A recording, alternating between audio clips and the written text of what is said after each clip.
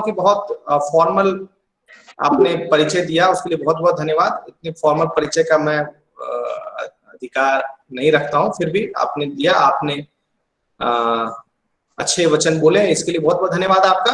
आपने मुझे अवसर दिया है कुछ भावी शिक्षकों से बातचीत करने का। इस अवसर के लिए मैं आपका बहुत धन्यवाद करना चाहता हूं, क्योंकि मुख्य रूप से हमें जरूरत है कि हम लोगों से संवाद कर सके। जो मैं बार बार कहता हूं कि अगर आप किसी चीज को सीखना चाहते हैं या जानना चाहते हैं कि क्या है, तो उसकी सबसे महत्वपूर्ण कड़ी होती है संवाद। और उस संवाद के लिए ही बहुत कुछ जरूरी होता है। और संवाद, या जिसे आप संप्रेषण कह लें या इंटरेक्शन कहें या डायलॉग स्टैब्लिशमेंट कहें, वो कभी एक तरफा नहीं होता है, किसी बिना संदर्भों के नहीं होता। जब आप किसी संदर्भ में किसी के साथ अंतःक्रिया कर रहे होते हैं तो बहुत कुछ सीख रहे होते हैं। आजकल के कई सारे ऐसे चीजें बदल रही हैं, आप देख रहे हो कि बहुत सारे सिद्धांत भी बदले हैं। और ये समय की मांग भी है कि समय समय पे आप देखें तो जो सिद्धांत है हमारे, जो कि कैसे बच्चा सीखता है, कैसे समझते हैं, ये बदलते भी रहते हैं। तो अभी के समकालीन परिस्थितियों में अगर हम देखें तो जिन जिन सिद्धांतों पर हम फोकस्ड होकर के आगे बढ़ रहे हैं, या जो हमारी राष्ट्रीय जो हमारी नीतियां हैं, जिस सिद्धांतों को रिफ्लेक्ट कर रही हैं अपने डॉक्यूमेंट्स में, उनको भी थोड़ा समझना और जानना जरूरी है। उसके बाद उस परिप्रेक्ष्य में जब तक आप चीजों को नहीं देखना स्टार्ट करते हैं, नहीं देखना शुरू करते हैं, तब तक आप चीजों को बहुत सतही रूप से जानने और समझने का प्रयास करते हैं। तो अगर मैं ड्रामा पे ही आज अगर बात कर रहे हैं हम लोग, तो ड्रामा तो डायरेक्ट नहीं आना चाहिए। ड्रामा हमें करना होगा यहाँ पर, और तभी वो चीज हो तो समझ में आएगा कि क्यों जरूरत है और कैसे ये सभी चीजें महत्वपूर्ण हो जाती। तो मैं तो ऑडिबल हूं अच्छे से? किसी को कोई परेशानी तो नहीं हो रही मेरी आवाज आने में या किस तरह से? बिल्कुल नहीं सर, आपकी आवाज स्पष्ट है। तो मैं अब कहानी शुरू करता हूँ। मतलब कहानी क्या, मैं ऐसे आपको पता हो आज मैं एक सीआरई के प्रोग्राम में था, अभी जस्ट उससे उठाई हूँ, बस यहाँ ऑन किया और आपसे जुड़ गया। एक बहुत महत्वपूर्ण बात है कि हम चीजों को कैसे देखते हैं, क्यों जरूरत है। जब तक आप उसको नहीं जानते हैं, आप उसकी एहसास ही नहीं करते। जैसे आजकल जो सिस्टम देखें एजुकेशन में, तो हमें शिक्षा क्यों जरूरत है, तो उसका सीधा जीता जाता है कि हमें सर्टिफिकेट चाहिए, इसलिए सारे प्रयास हम सर्टिफिकेट के लिए लगाते हैं। तो ठीक इसी तरह से आप अगर देखें कि एक बच्चे के संदर्भ में अगर बात करें कि एक शिक्षा क्यों जरूरी है और बच्चे सीखते कैसे हैं और बच्चे होते क्या है, ये दो चीज की समझ अगर शिक्षकों को हो जाए तो उसकी सारी समस्याएं समाधान हो जाएंगी, और शायद वो सबसे बेहतरीन पल होगा, क्योंकि वो बच्चों को जान पा रहे। मैं फिर से कह रहा हूं दो बातें, कि बच्चे क्या होते हैं उन्हें आप जाने, बच्चे होते कैसे हैं, बच्चे ग्रो कैसे करते हैं, बच्चे व्यवहार कैसे करते हैं, और दूसरा कि बच्चे सीखते कैसे। दोनों बहुत अलग बात है। दोनों चीज को अगर आप जानते हैं, बच्चे के स्टेज को समझते हैं, जैसे मान लीजिए कि जिस क्लास में भी आपका बच्चा है, अगर आप प्राथमिक शिक्षक हैं तो कक्षा 5 तक के बच्चे का जो आयु वर्ग होता होगा, उस आयु वर्ग के बच्चे होते कैसे हैं, वो सीखते कैसे हैं, ये दो चीज को अगर आप जानते हैं तो आपकी सारी समस्याएं समाधान होती हैं। अब एक चीज की ओर मैं, जो शुरुआत ही मैंने कहा था कि अगर हम किसी के सीखने की परिकल्पना कर रहे हैं कि बच्चा सीखता कैसे है, बच्चा होता क्या है, बच्चा तो हमारे पास है, बच्चे की मनोविज्ञान को अगर आप समझते हैं तो आप बच्चा क्या होता है उसे आप जान पाएंगे। बच्चा सीखता कैसे, तो सीखने के जो सबसे अभी समकालिक सिद्धांत हैं, उनमें सबसे महत्वपूर्ण जो भी है वो रचनावादी सिद्धांत, जो जिसे हम कंस्ट्रक्टिविज्म भी कहते हैं। कंस्ट्रक्टिविज्म के जितने भी सिद्धांत आप देखेंगे तो आप पाएंगे कि वो ये कहते हैं, कृपया सभी लोग अपना वीडियो ऑफ कर लेंगे क्या? कुछ लोग का वीडियो आ रहा है ना, वो डिस्ट्रैक्ट कर रहा है मुझे, मतलब कृपया सभी लोग वीडियो ऑफ कर लें। वीडियो ऑफ कर लें, वरना आपका चेहरा ही मुझे दिख रहा है, मैं डिस्ट्रैक्ट हो रहा हूँ, या फिर मैं कोई और उपाय लगाता हूँ, इसको मैं ही अपना वीडियो का मोड बदल लेता हूँ, वरना उनका वीडियो बार बार दिख रहा है। महेंद्र जी कोई है? महेंद्र मरकहरा, हाँ हाँ हाँ हाँ, उनका वीडियो बहुत आप वीडियो अपना बंद कर लें। एक काम मैं अपना ही कर ले रहा हूँ, मैं अपना से बंद कर ले रहा हूँ। ठीक है, तो अगर आप जो मैं बात कहना चाह रहा था कि जो कंस्ट्रक्टिविज्म है, मतलब आज की परिदृश्य में जो सबसे समकालिक परिस्थितियां हैं जिसमें सबसे ज्यादा पूरे विश्व के मनोवैज्ञानिक विश्वास करते हैं या शिक्षाविद जिस पे विश्वास करते हैं, वो है रचनावादी सिद्धांत। और रचनावादी सिद्धांत ये कहता है कि बच्चा कैसे सीखता है, तो बच्चा स्वयं सीखता है। और सीखने में मददगार चीजें होती हैं, सीखने में मददगार होती हैं अंतःक्रिया, यानी कि जो उस अपने वातावरण के साथ जो एक रिलेशन एस्टैब्लिश कर रहा होता है, जो एक इंटरेक्शन कर रहा होता है, जो डायलॉग एस्टैब्लिशमेंट हो रहा होता है, जो कम्युनिकेशन हो रहा होता है, उससे सीखता है। तो सबसे इंपॉर्टेंट परिवेश है बच्चे के लिए। और परिवेश में सीखेगा कैसे? इंटरेक्शन से। इंटरेक्शन में कोई एक चीज नहीं शामिल होती, इंटरेक्शन में बहुत कुछ शामिल होगी। और इंटरेक्शन के लिए क्या चाहिए? कोई ना कोई भाषा चाहिए, कोई कम्युनिकेशन का कोई माध्यम चाहिए, या वो वर्बल हो जाए या नॉन वर्बल हो जाए। तो आप जब देखेंगे कि कम्युनिकेशन के बहुत सारे माध्यम होते हैं, जिसमें वर्बल भी होता है, जो भाषा की बात कर रहे हैं, मैं जो बोल रहा हूं आप सुन पा रहे हैं, ये सभी ये एक वर्बल कम्युनिकेशन है और भाषा के द्वारा हम कर रहे हैं। लेकिन कई ऐसे हमारे एक बच्चा बढ़ रहा होता है तो माना था कि 60 से अधिक प्रतिशत तो उसके जो डेवलपमेंट का हिस्सा होता है वो नॉन वर्बल कम्युनिकेशन का होता है, क्योंकि वो किसी के हाव भाव से सीख रहा होता है। किसी का स्नेह बोल करके नहीं होता है कि मैं तुम्हें बहुत स्नेह करता हूं, ये बोलने से नहीं होता है। उसके हाव भाव और सारे चीजें जो दर्ज होती है वो नॉन वर्बल कम्युनिकेशन से, यानी कि जो बच्चा सीख भी रहा है तो उसके दायरे में बहुत सारी चीजें शामिल है, वो इंटरेक्शन का पूरा हिस्सा शामिल। तो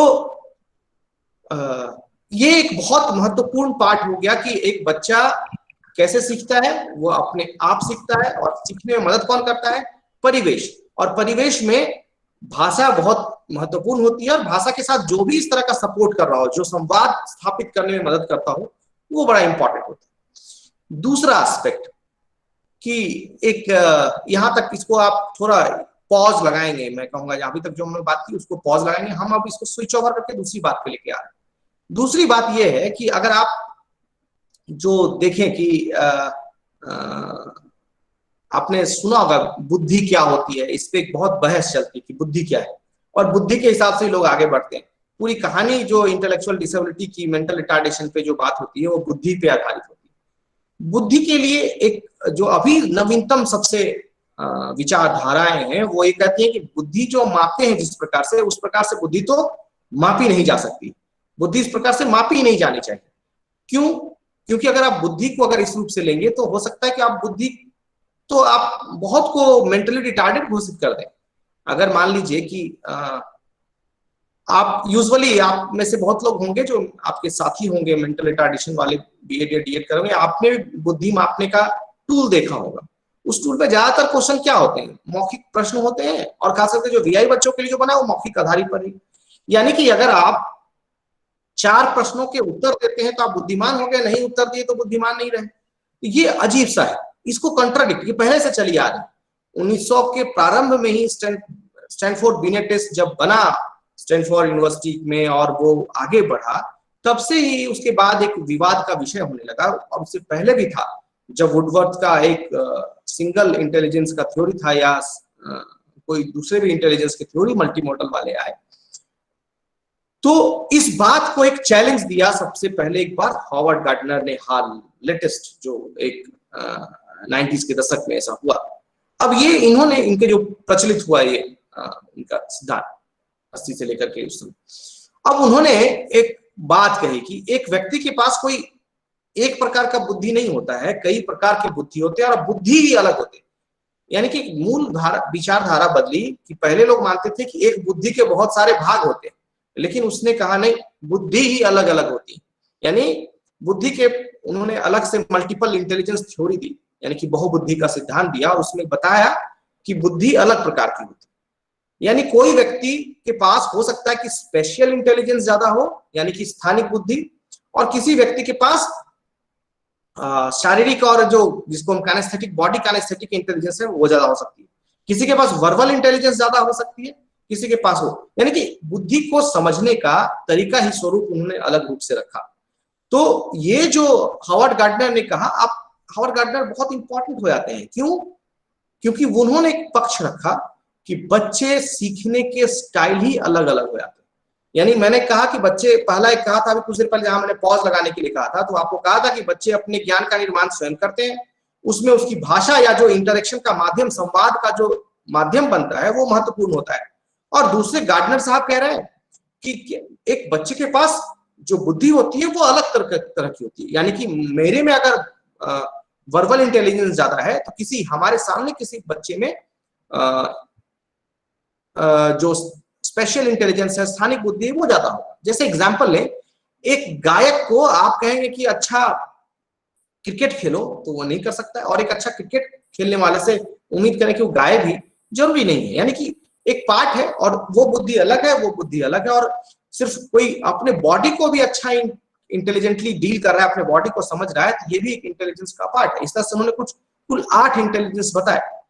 अगर आप देखें तो मोटे मोटे सतह पे अगर मैं मानूं कि इस तरह से अगर देखें इन दोनों सिद्धांतों को, तो बच्चे सीखने के अलग अलग स्टाइल होते हैं। कोई ज्यादा ऑडियो लर्नर होता है, मतलब सुनना पसंद करता है। कोई होता है जो बॉडी लर्नर होता है, करना चाहता है, वो बॉडी को इन्वॉल्व करना चाहता है। और कोई ऐसा होता है जो विजुअल लर्नर होता है, जैसे वो चीजों को देखना चाहता है, देख करके जाना चाहता है। हमें से कई बार ऐसा होता होगा, आप में से कई लोग ऐसा सोचते होंगे कि इस चीज को मुझे सुना है। हो सकता है उनके जो वो एक ऑडियो लर्नर के रूप में वो अपने आप को देखते हैं, सुन करके उनको समझना अच्छा लगता है। और मेरे बहुत आप में से ऐसा होगा कि मैं जो बोल रहा हूँ या मेरा वीडियो तो आप देख पा रहे हैं, लेकिन उससे आपको पूरा नहीं हो पा रहा है। आपको लग रहा है कि ये चीज कहीं लिखा हुआ, कोई स्ट्रक्चर या कोई फ्रेम या कोई वीडियो मिलता तो मुझे ज्यादा मजा आता। इस तरह से लोग होते हैं, जो बच्चे होते हैं, वो तीनों कैटेगरी होते हैं। अब उनको हमें कैटर करना है। कैटर करना है तो कैसे करेंगे कैटर?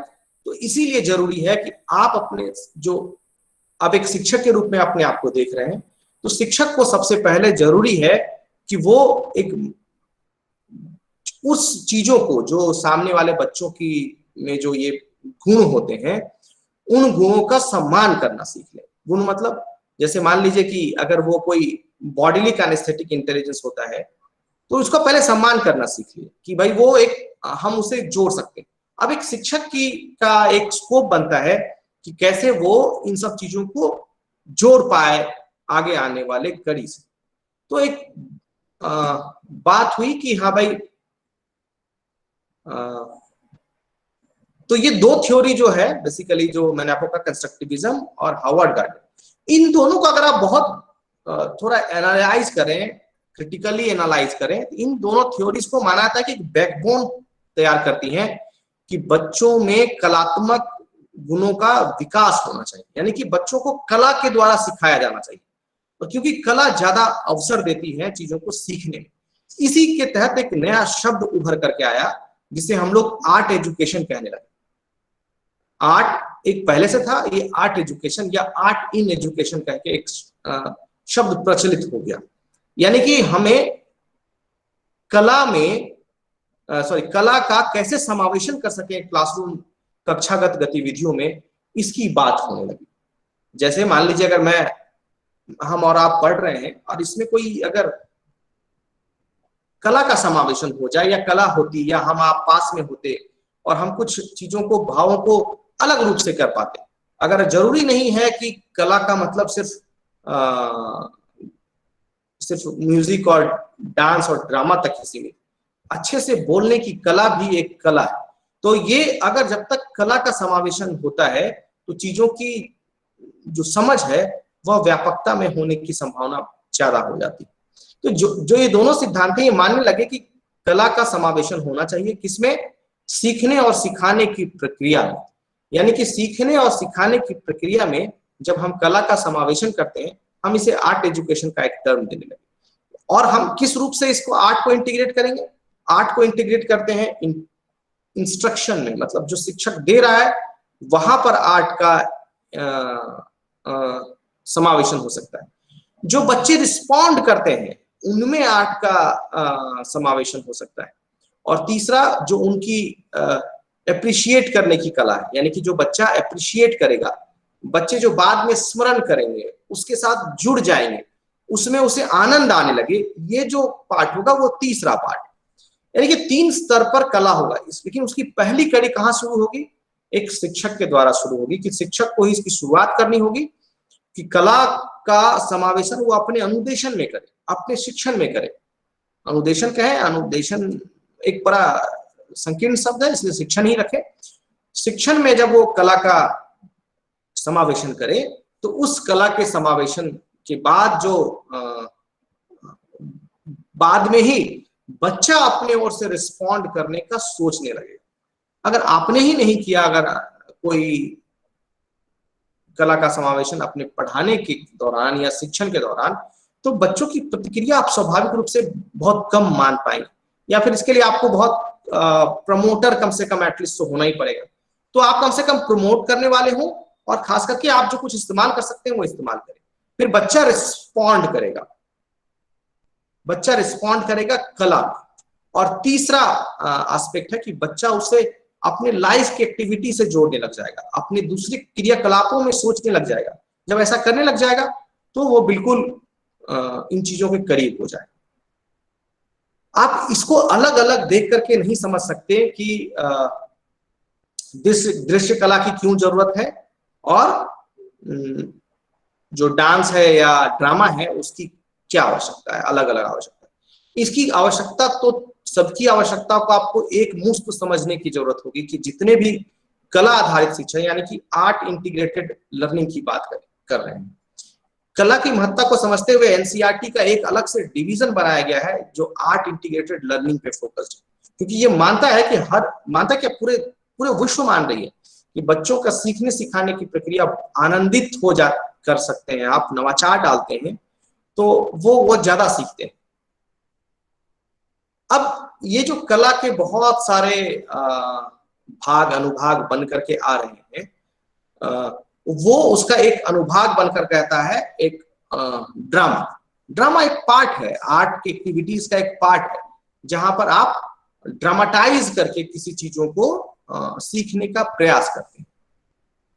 तो मैं समझता हूं कि थोड़ा इंटरेक्टिव होना चाहिए। तो आप में से कुछ लोग यहां तक जो मैं बोल पा रहा हूं, इसमें से कुछ प्रश्न किसी के बन पा रहे हैं या कुछ फीडबैक लगता है तो कुछ पूछ सकते हैं, मतलब फिर हम लोग आगे बढ़े इसमें। कोई भी फ्री है, बिल्कुल पूछिए कुछ भी।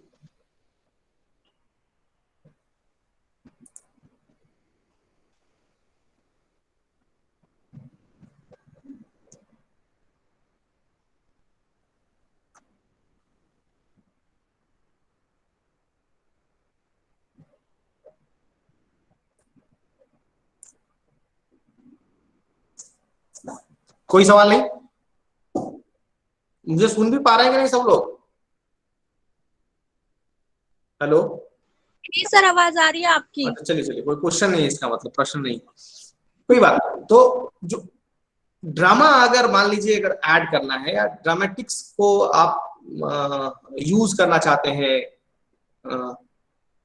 शिक्षा में, अपने शिक्षा में कभी भी शिक्षा की बात तो आप करेंगे ही नहीं, शिक्षा में यूज नहीं हो रहा है। हम जब भी यूज करते हैं तो हम करते हैं सीखने और सिखाने की जो प्रक्रिया है उसमें समावेशन करते हैं। यानी कि जब हम कहते हैं तो इसका मतलब किसी एक पार्ट से नहीं होगा, यानी कि जो सीखने वाला व्यक्ति है या बच्चा है वह भी इसका भाग होगा, और सिखाने वाला व्यक्ति जो है वह भी इसका भाग होगा। तभी हम मानेंगे कि कला का समावेशन हो रहा है, अदरवाइज आप कला का समावेशन नहीं भी मानेंगे।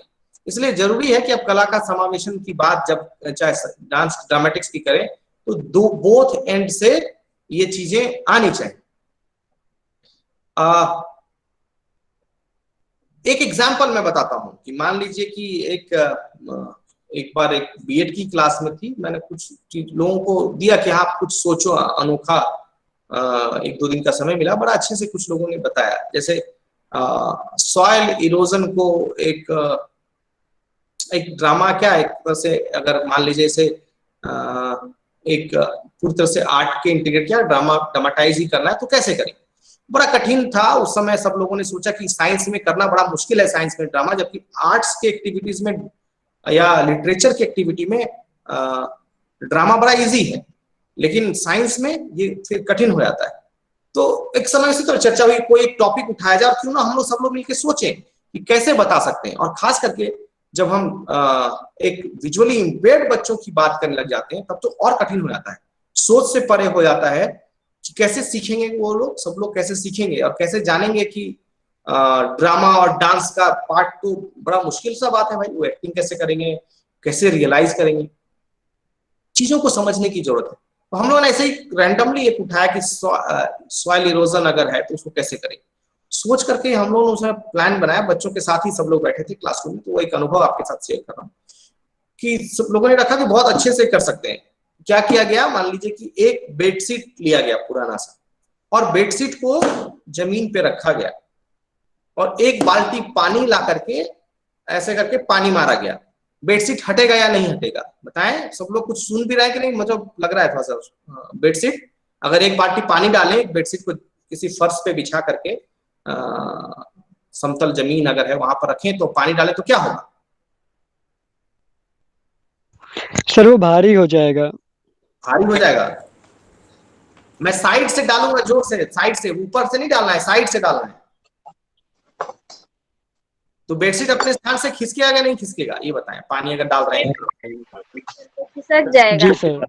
खिसक जाएगा। तो ये जो खिसक बेडशीट खिसकेगा, अब इसी पर आप क्या कीजिए कि 4 बच्चे खड़े हो जाए, 4 बच्चों को खड़ा कर दीजिए इस बार बेडशीट पे।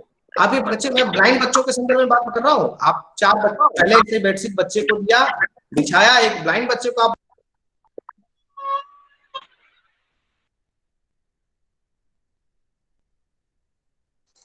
सर आप म्यूट। माइक म्यूट हो गया है। ओके। फिर पहले बच्चों को कहे कि 4 बच्चे किसी एक बच्चे को बोले कि बेडशीट बिछाओ और एक बाल्टी पानी साइड से मारो, बेडशीट खिसक जाएगा। दोबारा आप क्या कीजिए कि 4 जो ब्लाइंड बच्चे हैं, विजुअली इंपेयर्ड बच्चे हैं, उनको बोलिए कि आप बेडशीट पे खड़े हो जाओ, अब साइड से पानी मारो। तो क्या होगा? खिसकेगा बेडशीट? नहीं सर, नहीं खिसकेगा, बिल्कुल नहीं खिसकेगा।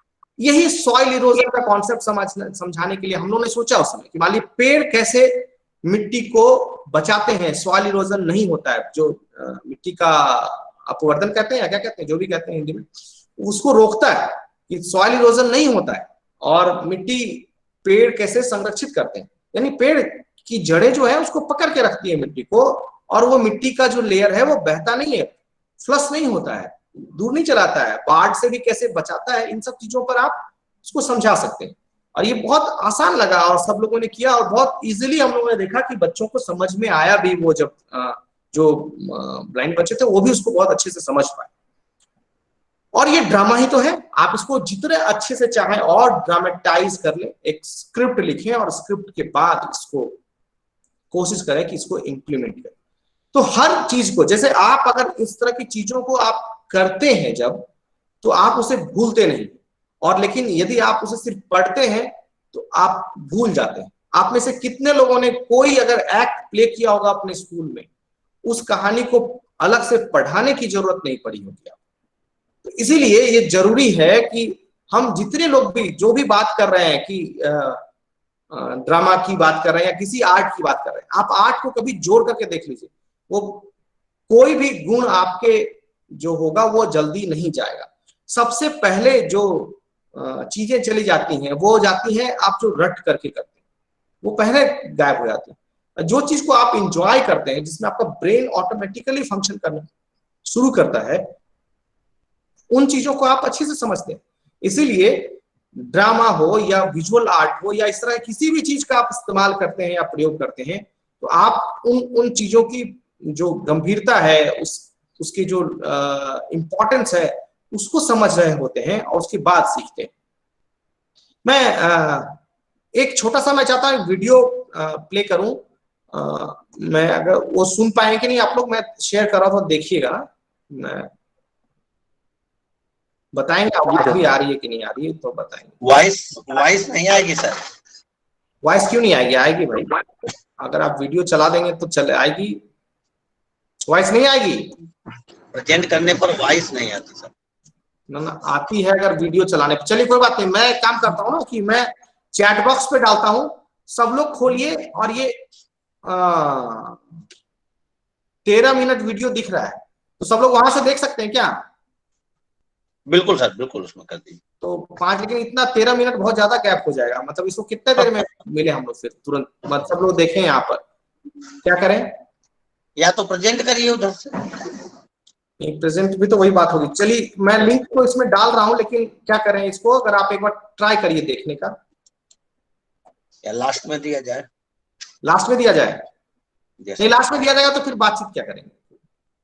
चलिए कोई बात नहीं, चलिए लास्ट में ही दिया जाए, चलिए, नहीं तो फिर एक कनेक्शन भी खत्म होता है तो वो बातें नहीं बन पाती हैं। चलिए कोई रहने दीजिए, मैं हम लोग बाद में कर लेंगे इस चीजों को।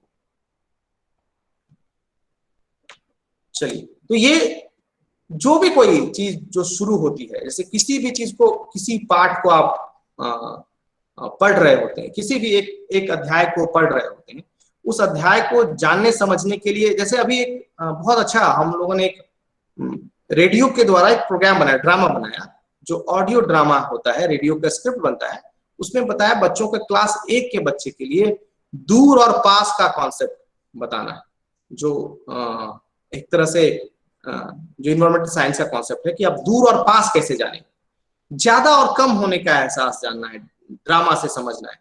सब कुछ को समझा जा सकता है जब आप उसको कहानी के रूप में या एक ड्रामा के रूप में प्ले करते हैं। एक चित्र की व्याख्या की गई है, जैसे मान लीजिए एग्जाम्पल लीजिए, एक सिंपल सी बात बताता हूँ कि जो बाधा भी बनती है जब आप पिक्चर्स को हमेशा कन्वर्ट करते हैं, कुछ लोग सीधा टेक्टाइल बनाते हैं पिक्चर को। एक पिक्चर प्रदर्शित है जिसमें आग दूर में शेर पेड़ के पीछे छिपा है, और यह सबसे सामने आपको तस्वीर में आगे खरगोश दिख रहा है और पीछे शेर खड़ा है, और शेर के भी पीछे हाथी खड़ा है। ऐसा जंगल में एक तस्वीर बना हुआ है। जो सबसे नजदीक कौन है? खरगोश। आप पिक्चर में जाकर के देखें तो कौन बड़ा होगा? या तो खरगोश हाथी के साइज के बराबर का हो जाएगा क्योंकि वो दूर है, और आप जो नजदीक जिस चीज को दिखा रहे होते हैं उसको बड़ा दिखाते हैं तस्वीर में। तस्वीर में ऐसा होता ही होता है। अगर आप एक मंदिर है बड़ा सा दिखा रहे हैं, आप फोटो खींच रहे हैं, आप ताजमहल के सामने फोटो खिंचवा रहे हैं, ताजमहल आपसे छोटा हो जाता है, आपके हाइट के बराबर रहता है। क्या ताजमहल इतना ही ऊंचा है? काफी बड़ा है, लेकिन वो आपके बराबर होता है। यानी कि जो चीज नजदीक होते हैं वो बड़े दिखते हैं, और जो दूर होते हैं वो छोटे दिखते हैं। अब इस चीज का हम लोग के लिए बड़े होने पे बड़ा आसान लगता है कि ये कौन सी बड़ी बात आपने कह दी, लेकिन एक बच्चे को समझाने के लिए यही बात एक बड़ी बात हो जाती है। अगर उसे इतने आसानी से समझ में आता है तो ये सब चीजें बदल जाती हैं और बहुत फर्क ला देती हैं बच्चों में। जैसे एग्जाम्पल लीजिए कि यूजुअली लोग हाथ उठा करके गणित सिखाते हैं कि ऐसा होता है ना, 1 2 3 ऐसा करके उंगली पे गणित ऐसा ही सीखते हैं ना, या फिर ऐसा सीखते हैं 1 2, यहाँ से 1 2 3 4, ऐसा ही तो करते हैं। सब लोग ऐसा ही करते हैं, कुछ और करते हैं? बताएं। Yes sir. नो सर, ऐसे करते हैं। लेकिन बताएं कि क्या ये एक है?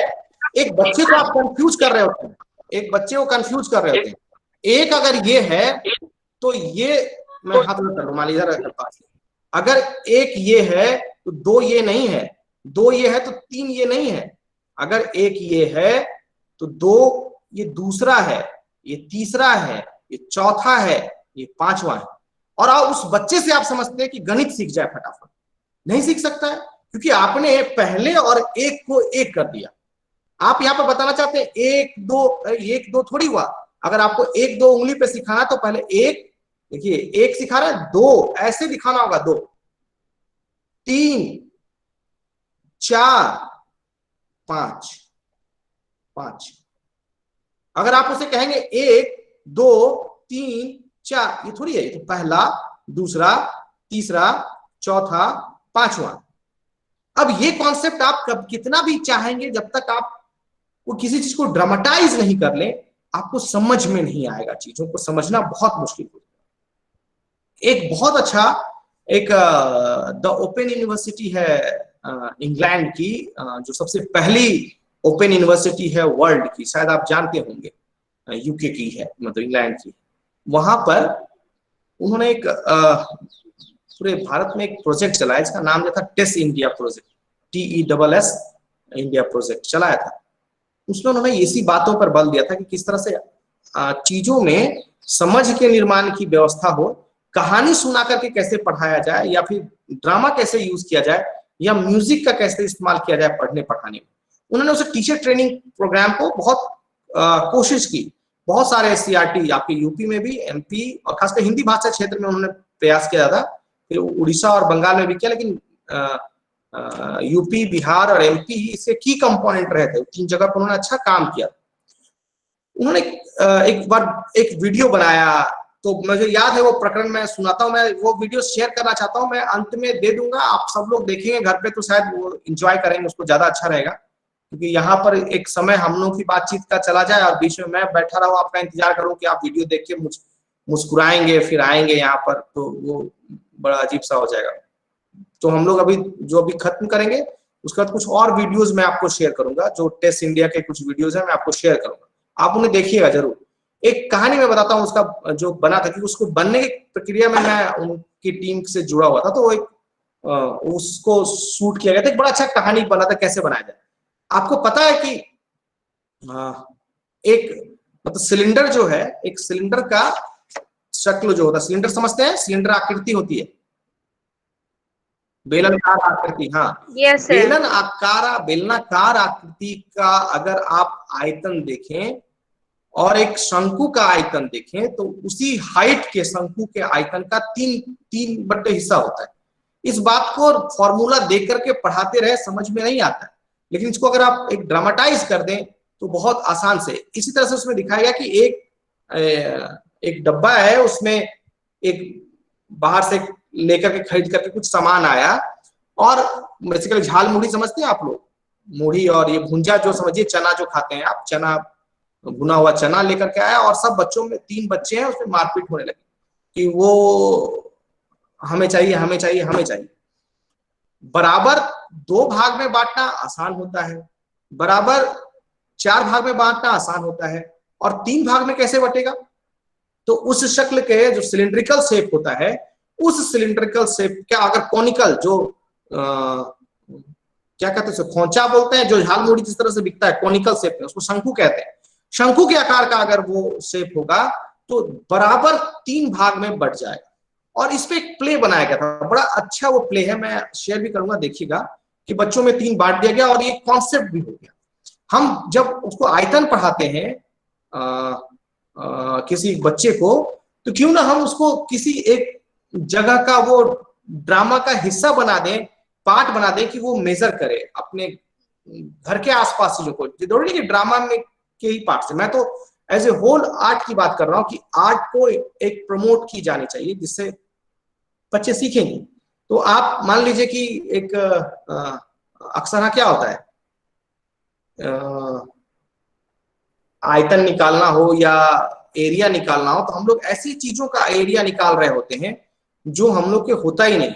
और हमने भी ऐसा ही पढ़ा था जब बचपन में स्कूल में थे, कभी किसी ने नहीं कहा कि स्कूल का आयतन एरिया निकाल दो, स्कूल के कमरे का आयतन निकाल दो, उस कक्षा के कमरे का एक दीवार का क्षेत्रफल निकाल दो।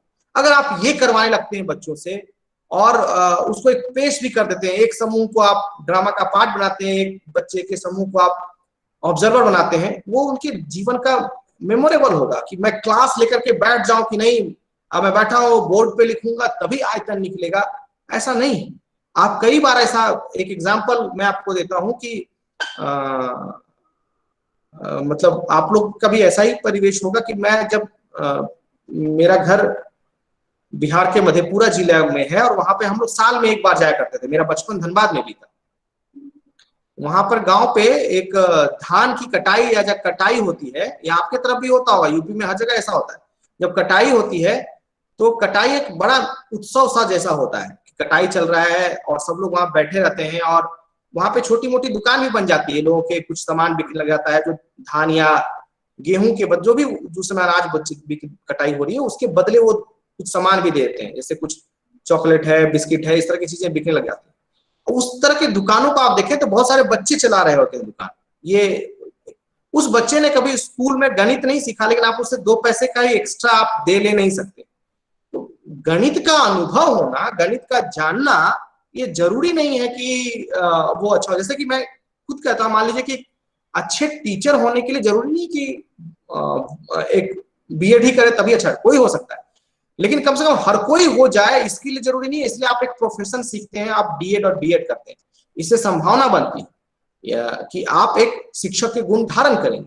लेकिन ये कहीं साबित नहीं होता है कि जो अच्छा शिक्षक है वो सिर्फ बीएड करके ही सिर्फ हो सकता है, ऐसे नहीं हो सकता। सबसे बड़ी जरूरत है किसी भी चीजों के लिए कि आपकी मनोवृत्ति कैसी है, आप उसको किस रूप से लेते हैं, चीजों को कितना गंभीरता से लेते हैं। इसी तरह से अगर आप आर्ट के एक्टिविटीज को जब तक गंभीरता से नहीं लेंगे तब तक उस चीज को आप सोच भी नहीं सकते। मैं कह रहा था कि जो पैसे का हिसाब है,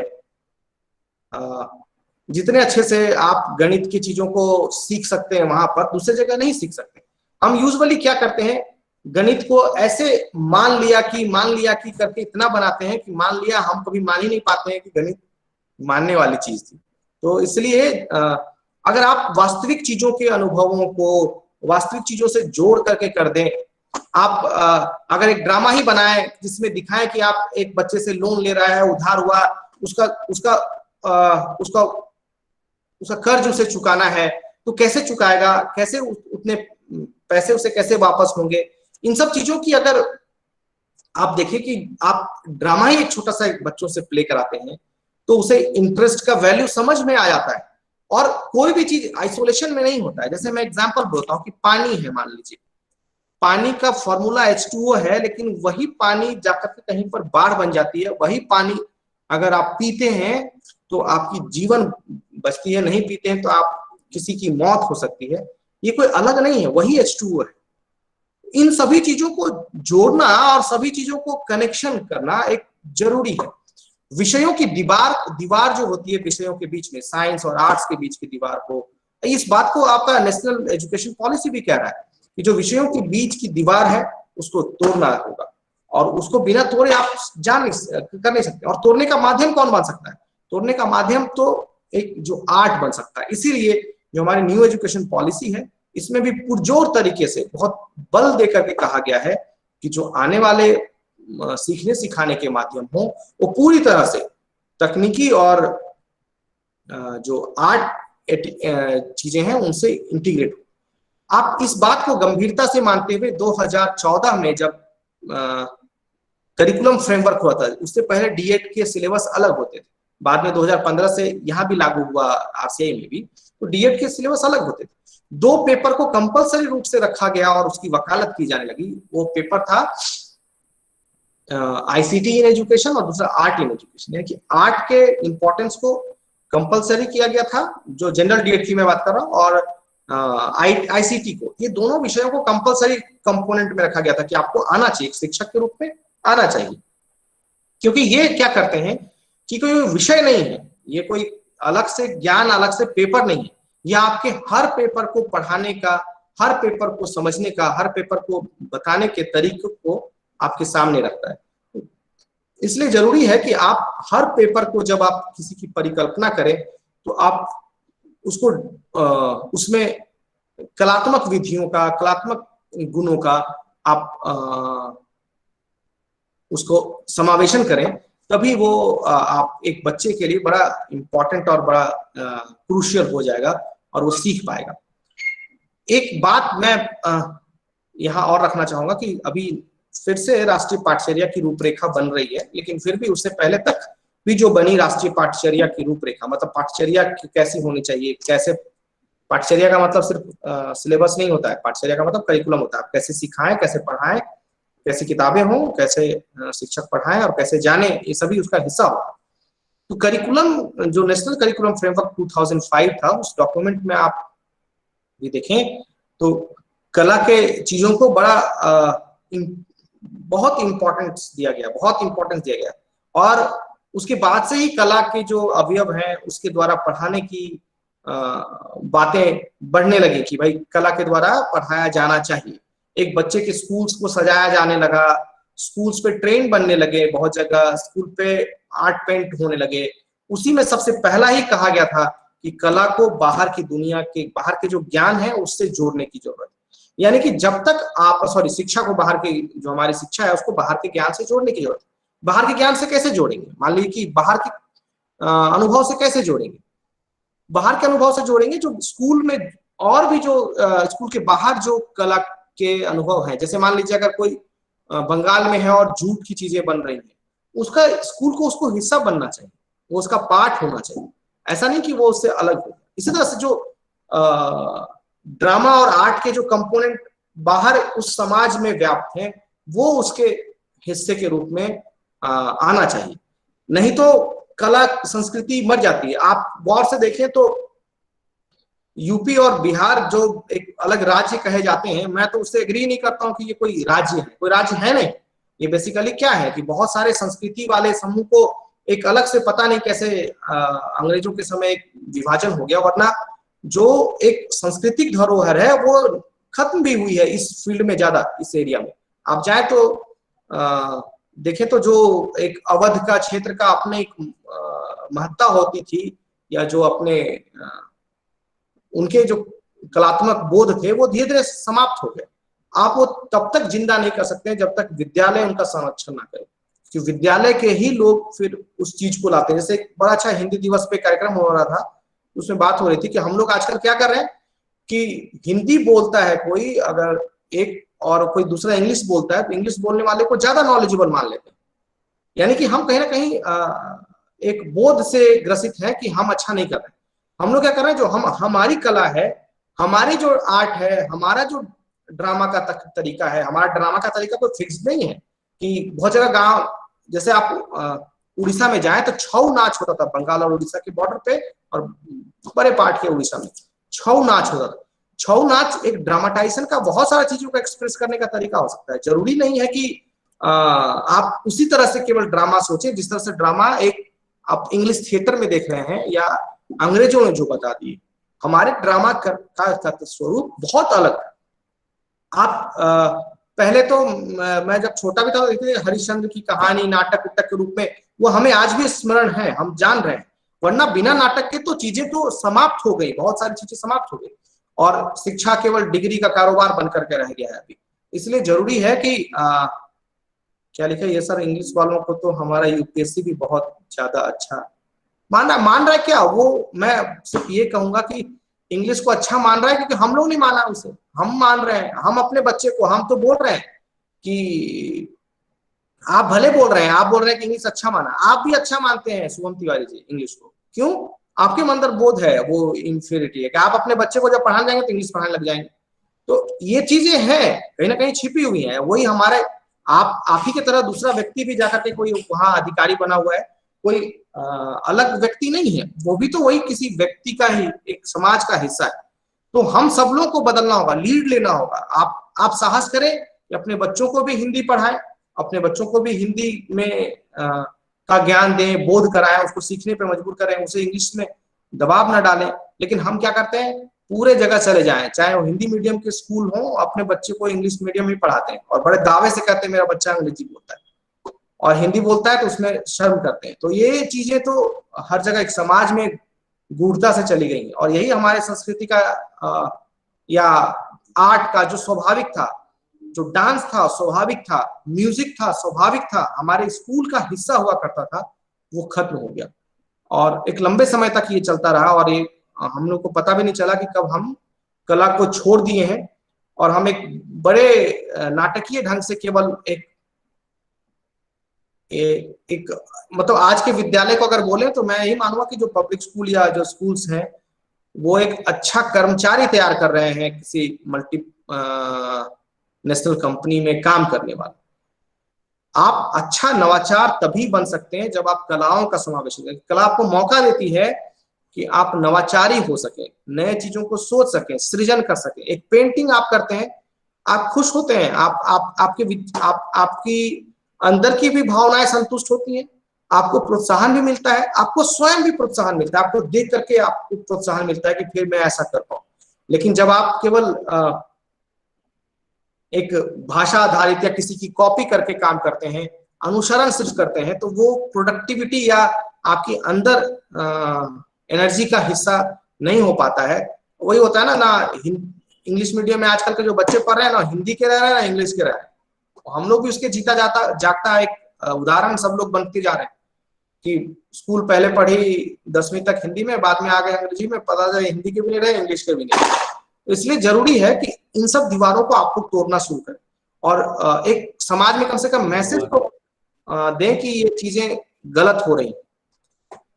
खैर, ये क्या लिखा सर, मैं इंग्लिश को अच्छा नहीं मान रहा हूँ। नहीं, आपको मैं कह भी नहीं रहा हूँ, मैं आपको सबको कह रहा हूँ, जनरल मैं पढ़ने नहीं जा रहा हूँ कमेंट को, आपको बस ऐसे समझा रहा हूँ। मैं आपको नहीं कह रहा था कुछ शुभम तिवारी जी, मैं आपको नहीं, मैं आपको सबको कह, मैं अपने आप को भी कह रहा था। हर कोई ऐसा ही है, मैं भी ऐसा ही हूँ। मैं भी अपने बेटे का एडमिशन किसी सरकारी हिंदी स्कूल में नहीं करा रहा हूँ देहरादून में, जाकर के जो स्कूल मिला वो पास का जो अंग्रेजी मीडियम का, उसी में अपने बेटे को पढ़ा रहा हूँ।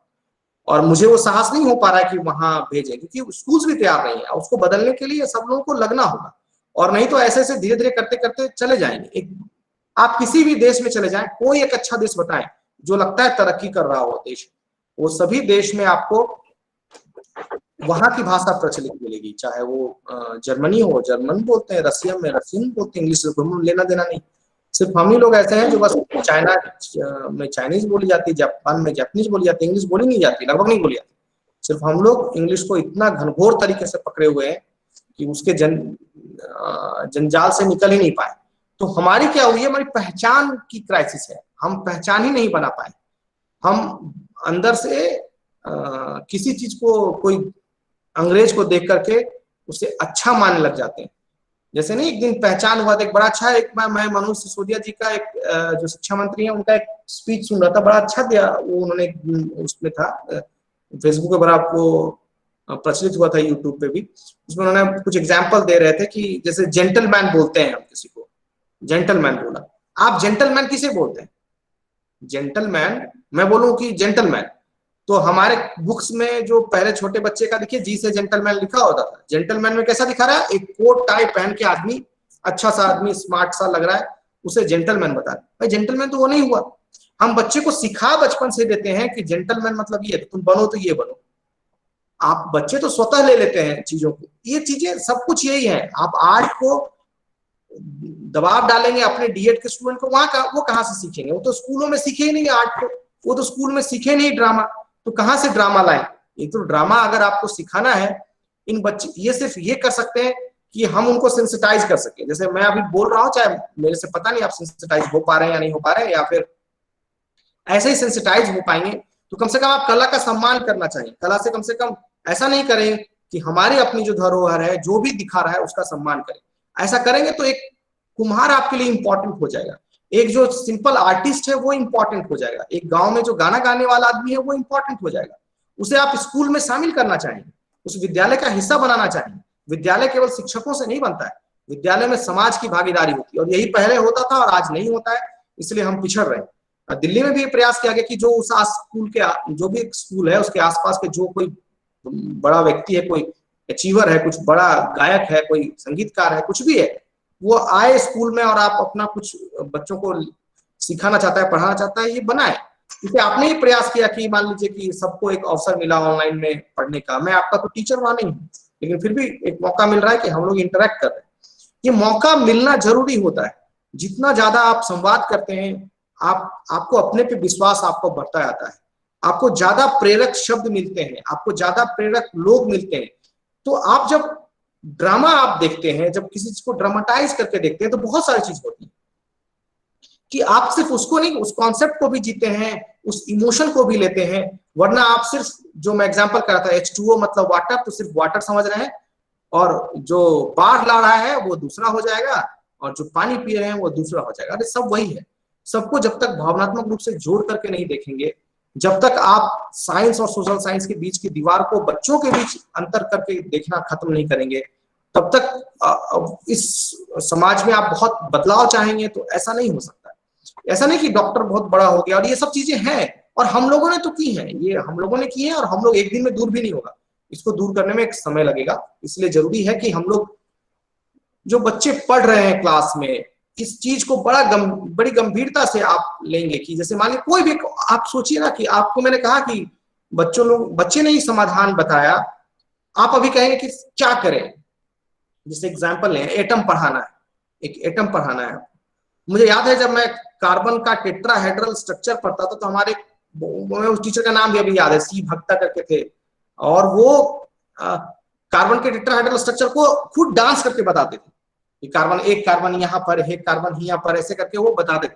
अब वो याद है कि वो ड्रामाटाइजेशन उनका याद है मुझे, और वो कोई ड्रामाटाइजेशन सीख करके नहीं आके ड्रामा कर रहे थे। ये जो चीजें हैं, मैं जो कह रहा हूं कि ड्रामाटाइजेशन होना चाहिए, वो नेचुरल वे में होना चाहिए, जहां जरूरत हो वहां आ जाए। आज सरकार को या हमारे शिक्षा नीति को ड्रामा ऐड करना पड़ रहा है, क्योंकि हम भूल चुके हैं। हमें वो याद दिलाने के लिए हमें ड्रामाटाइजेशन के लिए कहा जाता है, वरना ड्रामाटाइजेशन तो हम पहले कक्षाओं में यूज कर रहे होते थे, हम लोग बहुत आसानी से यूज कर रहे थे। अगर मान लीजिए एक समूह में आधे का अनुपात का अंतर बताना है या फ्रैक्शन बताना है, 1/5, 2/5, 6/5, इसको आप ड्रामा से आसानी से बता सकते हैं। इससे अच्छा तो कुछ हो ही नहीं सकता। अगर आप 10 बच्चे हैं, 10 में से कितने इधर आए, कितने उधर गए, तो कितने बट्टा कितना हो गया, ये आप ड्रामेटाइज से एक बार में सिखा सकते हैं, बच्चे को फटाफट समझ में आएगा। अब मैं इस चीज को थ्योरेटिकली बोल रहा हूं, लेकिन शायद आप समझ पा रहे हो, अगर थोड़ा बहुत भी मैथ जानते होंगे तो आप समझ पा रहे होंगे। फ्रैक्शन बताना एक समूह में बहुत आसान है कि समूह को लेकर के आप ग्रुप करके बांट करके समझा सकते हैं, और चीजों को तब वो 1/5 को 1/5 ही सिर्फ नहीं लेगा, वो मानेगा कि चीजों का अंतर होता है। हर कुछ मतलब साइंस के 0 के लिए वैल्यू के बराबर नहीं होता है, वो भी एक मानक ही है, हम मानते हैं। जैसे है ना कि हम कहते हैं कि सूरज पूरब से उग रहा है, लेकिन वास्तविकता में सूरज नहीं उग पा रहा, रिलेटिवली हम ऐसा कहते हैं। अब ऐसा हम कहते हैं कि सूरज स्टैटिक है, हम कहते हैं ना सूरज स्टैटिक है, लेकिन जब हम ब्रह्मांड के रूप में देखते हैं तो सूरज भी स्टैटिक नहीं। तो जो हम कह रहे होते हैं एक रिलेटिव टर्म्स में कह रहे होते हैं, और इस रिलेटिव टर्म्स को समझने के लिए कि बच्चा समझे, उसकी समझ में व्यापकता है, इसके लिए उसको रिलेटिवनेस होना समझना बहुत जरूरी है। मैं शायद पता नहीं चल पा रहा है, मैं समझा पा रहा हूँ कि सामने भी कोई नहीं, कोई रिस्पॉन्ड भी नहीं करेगा, तो इसलिए मैं, लेकिन जब तक आप चीजों को व्यापकता में समझने के लिए, व्यापकता में जानने की कोशिश नहीं करते हैं, तब तक ये संभव नहीं हो पाता। मैं बहुत भाषण दे गया, और वो ड्रामा के लिए मैं आपको फिर से कहता हूँ, किसी भी पार्ट को आप ड्रामा कर सकते हैं। आप कम से कम, मैं चाहूंगा कि आप में से हर कोई 2, 4, 5 लोग मिलकर के ड्रामा पर अगर कोई लेसन प्लान, कोई पार्ट को ड्रामा आधारित लेसन प्लान बनाना चाहते हैं, तो मेरे साथ जुड़ जाए, और मतलब जुड़ जाए क्या, मतलब आप शेयर करें उससे, मैं आपको उसको एनरिच करने की कोशिश करूंगा, और कोशिश करूंगा कि उसको कहीं परफॉर्म करके या उसको कहीं और आगे बढ़ाए, एक नेक्स्ट लेवल तक ले जाए, उस चीजों को कहीं दर्ज कराया जाए, उसको हिस्सा बनाया जाए, किसी एनसीईआरटी के साथ भी शेयर किया जाए, और ऐसा किया जा सकता है। तो इसलिए मैं आपको सब लोगों को रिक्वेस्ट करूंगा कि आप प्लीज इसका हिस्सा बने। इसलिए मैं यहीं पर आप खत्म करूंगा। मैं चाहूंगा कि आप में से कोई कुछ प्रश्न पूछ सकता है तो पूछे, उसके बाद वो फीडबैक क्या मांग रहे हैं पता नहीं, जो भी है वो नागेश जी के लिए होगा। तो आप थोड़ा अगर कुछ आपके प्रश्न हो, ज्यादा मुझे अच्छा लगेगा, वरना मुझे समझ में नहीं आएगा कि मैं क्या बोला और क्या समझे। आज के प्रकरण से संबंधित अगर किसी बच्चे का कोई प्रश्न है तो अवश्य पूछे सर से।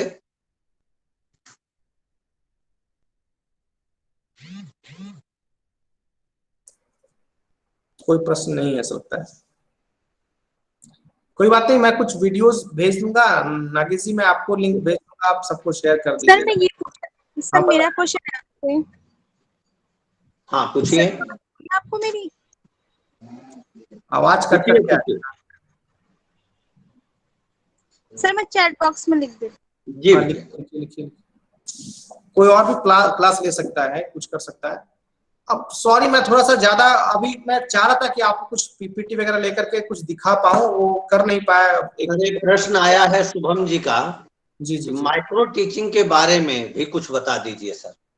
ये माइक्रो टीचिंग तो बिल्कुल अलग चीज है यहाँ से, लेकिन फिर भी माइक्रो टीचिंग को एक मान लीजिए एक तरीका है टीचर्स को ट्रेन करने का। मान लीजिए एक टीचर है आपके बीच आया, और वो टीचर को आपको सिखाना है। जैसे मान लीजिए नागेश जी एक ट्रेनिंग में कोर्स जो चला रहे हैं, और वो कोर्स में टीचर्स को बताना है। बच्चे नहीं है हमारे पास, और हम चाह रहे हैं कि टीचर में हर गुणों का कॉन्सेप्ट डेवलप हो। तो एलन ने पहले क्या किया कि इस चीज को एक डिराइव किया कि आप क्या करें कि जो एक टीचिंग एक कॉम्प्रिहेंसिव चीज है, उसके बहुत सारे घटक हैं, उन घटकों को अगर हम एक एक कर करके अगर उनको पढ़ाना सिखाएं तो उसे हम माइक्रो टीचिंग कहते हैं। जैसे मान लीजिए एग्जांपल लीजिए, जो हम लोग को सिखाया जाता है, आपको सिखाया जाता है, लेसन प्लान बनाते हैं तो आप इंट्रोडक्टरी क्वेश्चन करते हैं। तो इंट्रोडक्शन ऑफ लेसन अपने आप में एक स्किल है, माइक्रो टीचिंग पार्ट है।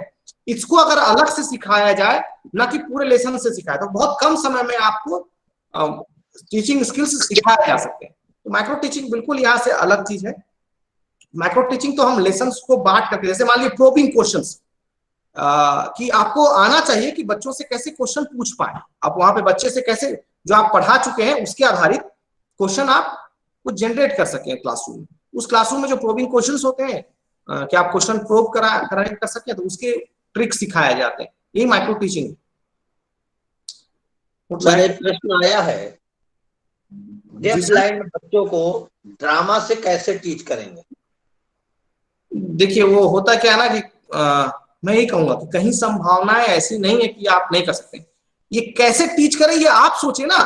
आप लोग क्या करते हैं कि ब्लैंक फायर सीधा मारते हैं, सोचते हैं कि कहीं कुछ ना बोल पाए, जैसा लगता है कि जैसा, मतलब यूजुअली मैं नहीं कह रहा हूं कि आप उसी मंशा से बोले होंगे। यूजुअली क्या होता है कि बहुत लोग कोशिश करते हैं कि ऐसा कुछ बोल दें ताकि बस वो खुश हो जाए कि बस मैं, आप विश्वास करें मैं आपको नहीं बोल रहा हूं, लेकिन ऐसा क्वेश्चन करके सोचते हैं कि बहुत हमने बहुत बड़ा काम कर दिया। अरे आंसर आप, you all are prospective teachers, just explore the answer, explore the answer. आप ढूंढिए ना, एक पाठ तो लाइए, पहले पाठ लाएं, क्या पढ़ाना चाहते हैं आप, सामान्य रूप से कैसे पढ़ाते हैं, उसमें ड्रामा कैसे होगा, अपने आप आपको एक्सप्लोर हो जाएगा और उसको बैठ करके किया जा सकता है और समझा जा सकता है।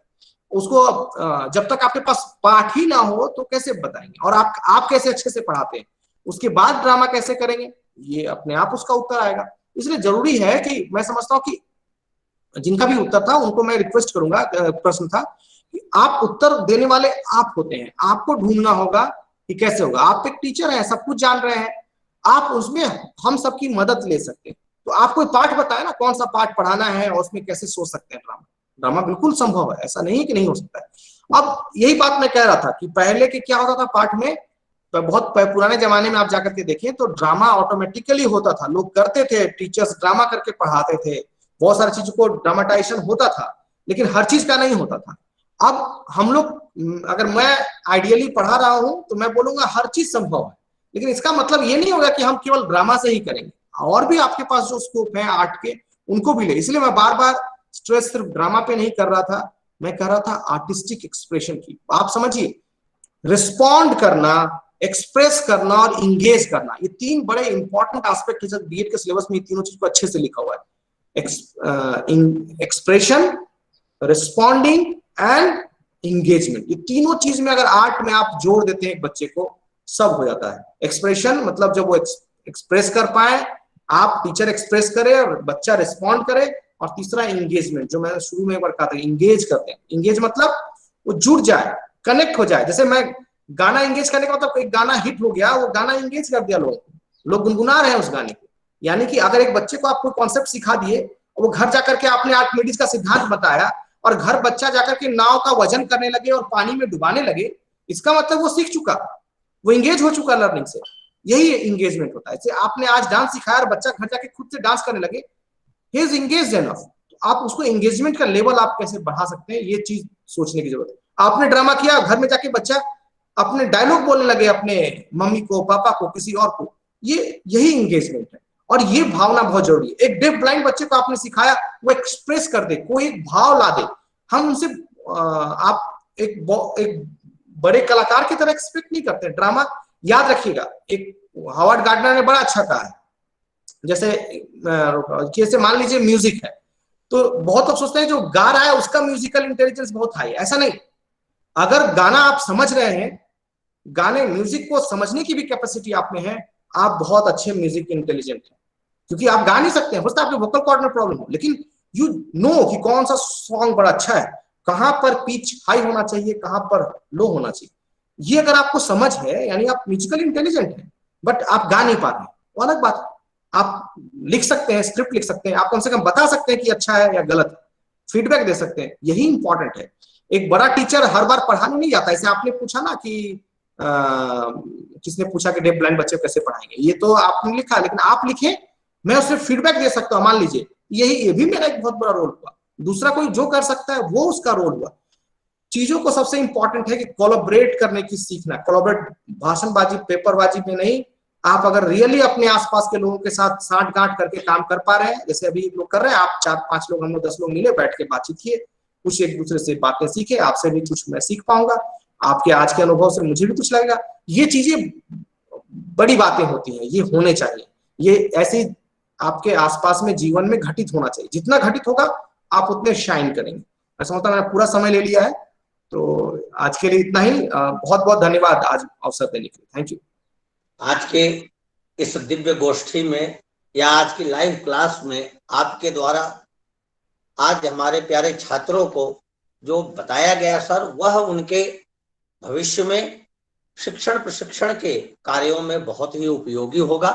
निश्चित ही आपने कई पैमानों को सेट किया है, कई पैमानों से बच्चों को घुमाकर बताया कि ड्रामे को सिर्फ और सिर्फ एक्सप्रेशन तक या सिर्फ एक प्रैक्टिकल सब्जेक्ट तक न सोचकर इसको जीवनोपयोगी बनाया जाए और किस तरीके से अपने अंदर के भावों को एक्सप्रेस करने के लिए शब्दों का योजन किया जाए, आपके द्वारा हमारे सभी छात्रों को बताया गया और वीडियो के माध्यम से भी उन्हें समझाने का प्रयास किया गया कि कभी भी अपने को शिक्षण प्रशिक्षण कार्यक्रम में लगाने के लिए तैयार हुआ व्यक्ति अपने शब्दों का सृजन स्वतः करना अगर नहीं तैयार कर पाया और उस सृजनात्मक कार्यों को विद्यार्थी तक न पहुंचा पाया, तो कहीं न कहीं उसका शिक्षण रुकता है, असफल होता है।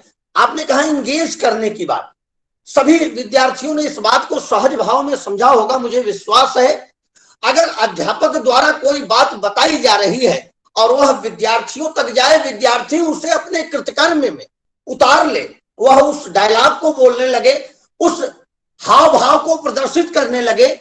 एग्जाम्पल फॉर, कोई पिक्चर देखने के बाद कोई बच्चा ढिशुम ढिशुम की आवाज निकालने लगे, गब्बर मैं तेरा फला कर डालूंगा, खून चूस डालूंगा, या क्या क्या बोलने लगे, ये उसकी साफल्यता है, वह भाव बच्चे तक आता है। इन सब चीजों से आज आपने हमें परिचित कराया। अवश्य मुझे पूर्ण विश्वास है सभी छात्र इन सब तथ्यों से ज्ञानार्जन किए होंगे, उनका बोध और अधिक ग्राह्य होगा और अधिक बढ़ेगा। आज के इस लाइव क्लास में समय देने के लिए और आपका जो कार्यक्रम आज लगा हुआ था, 11 बजे से रजिस्ट्रेशन का कार्यक्रम था, उसमें लगे होने के बावजूद भी आपने 1 घंटे का समय दिया। इस व्यस्ततम कार्यक्रम में से यहाँ समय देने के लिए यह पटल आपका सदा ऋणी रहेगा।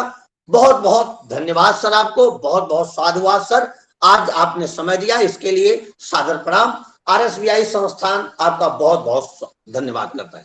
Thank you Nagesh sir, thank you. और मैंने वो भेज दिया एक वीडियो जो अभी चैट बॉक्स पे दिख रहा है, कुछ देर पहले जो दिया था वो एक मेरा वीडियो था।